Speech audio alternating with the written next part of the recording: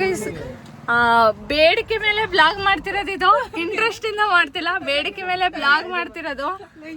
ಅವರು ಮದ್ವೆ ಗಂಡು, ಎಂಗೇಜ್ಮೆಂಟ್ ಹುಡುಗ ಅವರು. ಇವರು ಲಿಕ್ಕಿ ಅಣ್ಣ ಅಂತ ಮೈಸೂರಲ್ಲಿ ಅವ್ರವ್ರ ಫ್ರೆಂಡು. ಇವರು ಅಕ್ಕ ವಿದ್ಯಕ್ಕ ಅಂತ. ಅವರು ಇಬ್ರು ಮಕ್ಕಳು.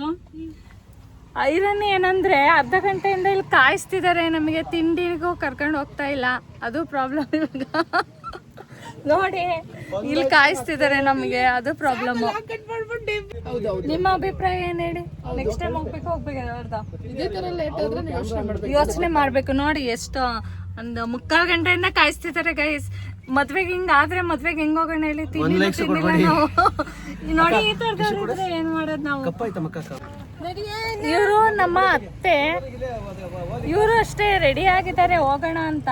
ಆದ್ರೆ ಇವ್ರನ್ನ ಕಾಯಿಸ್ತಾ ಇದ್ದಾರೆ ನೋಡಿ, ಒಟ್ಟಿಗೆ ಒಂದೇ ಕಾರಲ್ಲಿ ಎಲ್ಲ ಹೋಗ್ಬೇಕು ಅಂತ. ಕಿಶನ್ ಲಾಕ್ ಸ್ಟಾರ್ಟ್ ಆಯ್ತು. ವಿದ್ಯಾ ಹೇಳಿದ್ದು ಇವ್ರೇ ಮದ್ವೆ ಗಂಡು, ಇವರು ಅವ್ರ ಅಕ್ಕ, ಅವ್ರ ಅಕ್ಕನ ಮಕ್ಕಳು ಇವರು, ಅಲ್ಲಿ ಅವರಪ್ಪ. ಇದು ನನ್ನ ಕೂಸು, ಇವರು ನನ್ನ ಹಸ್ಬೆಂಡಿನ ಬ್ರದರ್. ಆಯ್ ಆಯ್ ಆಯ್. ಹೇಗನ್ಸ್ತಾ ಇದೆ ನಿಮ್ಮ ಅಣ್ಣನ ಎಂಗೇಜ್ಮೆಂಟಿನ ಬಗ್ಗೆ? ಖುಷಿ ಆಗ್ತಿದೆ ನೋಡಿ. ಇವ್ರದ್ದು ಕೂಡ ಎಂಗೇಜ್ಮೆಂಟ್ ಸದ್ಯದಲ್ಲೇ ಆಗಂಗಿದೆ, ಈ ವರ್ಷ ಮದ್ವೆನೂ ಕೂಡ ಆಗಂಗಿದೆ ಅಲ್ವಾ ಕಂದು?